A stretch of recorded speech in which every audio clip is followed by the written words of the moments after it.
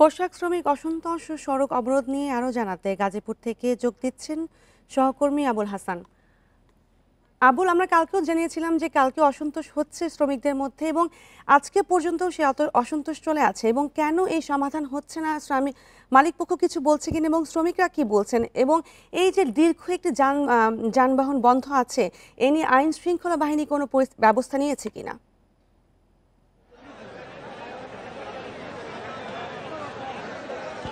দেখুন, আজকে 3 দিন হলো এখানে ঢাকা ময়মনসিংহ মহাসড়কে শ্রমিকরা অবস্থান নিয়ে এখানে সড়ক অবরোধ করে রেখেছেন এবং এই সড়ক অবরোধের ফলে যেটি হয়েছে যে এখানে যে যান চলাচল সেটি কিন্তু পুরোপুরি বন্ধ আছে এবং আপনি নিশ্চয়ই দেখতে পাচ্ছেন যেখানে যারা শ্রমিক আছেন হাজার হাজার শ্রমিক তারা কিন্তু রাস্তায় অবস্থান করেছেন। আমরা খোঁজ নিয়ে যেটি জেনেছি যে এই শ্রমিকদের বেশিরভাগ অংশ কিন্তু রাত্রেও এখানে অবস্থান করেছিলেন এবং শ্রমিকদের যে দাবি যে তাদের 4 মাসের বকেয়া পাওনা রয়েছে এবং সেই বকেয়া পাওনার ব্যাপারে মালিক পক্ষ তাদের বারবার তারিখ দিলেও সেই বেতন তাদের পরিশোধ করেনি, ফলে পেটের দায়ে মানবতর জীবনযাপন করছিলেন এর আগে এবং এই কারণেই তারা সড়কে নামতে বাধ্য হয়েছেন। এবং এই যে সড়কে নামার ফলে এখানে আমরা যেটি দেখেছি যে ঢাকা ময়মনসিংহ মহাসড়কে বিরাট অংশ জুড়ে কিন্তু গাড়ির লম্বা সারি রয়েছে, গাড়ি কোনো দিকে মুভ করতেছে না এবং এখানে যারা চালক রয়েছেন তারা যেটি বলছেন যে গত 3 দিন ধরে তারা এক স্থানে আছেন এবং সেই থাকার কারণে তাদের গোসলের যেমন সমস্যা হচ্ছে, ঘুমোতে সমস্যা হচ্ছে, খাবার দাবারের সমস্যা এবং তারা মোটামুটি পরিবার পরিজন থেকে 3 দিন ধরে কিন্তু বিচ্ছিন্ন অবস্থায় আছেন এবং সেই কারণে তাদের দুর্ভোগটা কিন্তু বেশি এবং এর মধ্যে অনেক ট্রাক লরি রয়েছেন যেগুলোতে পচনশীল সামগ্রী রাখা ছিল, সেগুলো কিন্তু নষ্ট হওয়ার উপক্রম হয়েছে এবং সেই কারণে এখানে একটি আর্থিক ক্ষতির সম্মুখীন হচ্ছেন যারা ব্যবসায়ী রয়েছেন। এছাড়া যারা চালক রয়েছেন তারা যে নির্দিষ্ট ট্রিপ সেটি দিতে পারছেন না, ফলে এখানে গত 3 দিন ধরে একটি স্থানে গাড়ি রাখার ফলে তারাও কিন্তু যে ট্রিপের যে খরচ সেটি উঠাতে পারছেন না, ফলে এখানেও কিন্তু একটা আর্থিক বড় ধরনের লোকসানের মধ্যে তারা পড়েছেন। এবং এখানে আইন শৃঙ্খলা বাহিনীর পক্ষ থেকে আমরা যোগাযোগ করেছিলাম, তারা যেটি বলছেন যে এর মধ্যে এই মহাসড়ক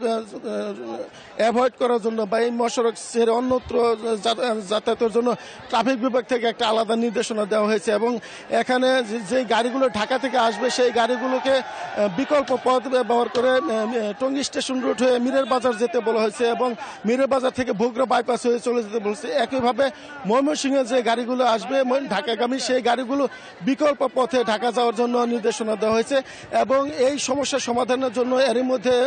আইনশৃঙ্খলা বাহিনী বিশেষ করে সেনাবাহিনীর সদস্যরা গতকালও কয়েক দফা শ্রমিকদের সঙ্গে যোগাযোগ করেছিলেন। আমরা যেটি জেনেছি যে শিল্প পুলিশ ও আইনশৃঙ্খলা বাহিনীর সদস্যরা তাদের সঙ্গে কথা বলেছেন এবং শ্রমিকদেরকে যে বেতনাদি পরিশোধের আশ্বাস সেটি তারা দিয়েছেন, কিন্তু শ্রমিকরা সেই আশ্বাস মানছে না। তারা বলছেন যে এর আগে মালিক কয়েক দফা তাদের তারিখ দিয়ে তাদের বেতন পরিশোধ করেনি, ফলে এখানে তারা আন্দোলন চালিয়ে যাওয়ার হুঁশিয়ারি দিয়েছেন। এবং আমরা পুলিশের সঙ্গে কথা বলে যেটি জেনেছি এর মধ্যে গতকাল কিন্তু এখানে বিজিএমই মালিক পক্ষ এবং সরকারের ঊর্ধ্বতন কর্তৃপক্ষ এখানে বৈঠক করার কথা ছিল এবং সেই বৈঠকে আসলে আমরা যেটি জেনেছি যে কোনো ধরনের সমস্যার সমাধান হয়নি, ফলে শ্রমিকরা যে আশ্বাস বা আশ্বস্ত হওয়ার বিষয়টি সেটি তারা না পেয়েই এখন কিন্তু তারা আজকে 3য় দিনের মতো এখানে সড়ক অবরোধ করে রেখেছে এবং এই সড়ক অবরোধের ফলে আমরা যেটি দেখেছি যে মানুষের ভিতরে কিন্তু সীমাহীন দুর্ভোগ রয়েছে। বিশেষ করে নারী এবং যারা শিশু রয়েছেন তারা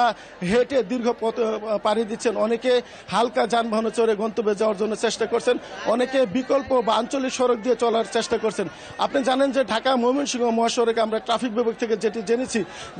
55 থেকে 60 হাজার গাড়ি প্রতিদিন চলাচল করে এবং সেই গাড়িগুলো কিন্তু আজকে গত 3 দিন ধরে এই রুট ব্যবহার করতে পারছে না এবং সেই কারণে যাত্রীদের যেমন দুর্ভোগ রয়েছে মানুষের কিন্তু দুর্ভোগ রয়েছে এবং যারা এলাকাবাসী তাদেরও দুর্ভোগ কিন্তু সীমাহীন রয়েছে। এই ছিল গাজীপুরের সড়ক অবরোধের সর্বশেষ খবর। গাজীপুর থেকে সড়ক অবরোধ নিয়ে জানাচ্ছিলেন সহকর্মী আবুল হাসান।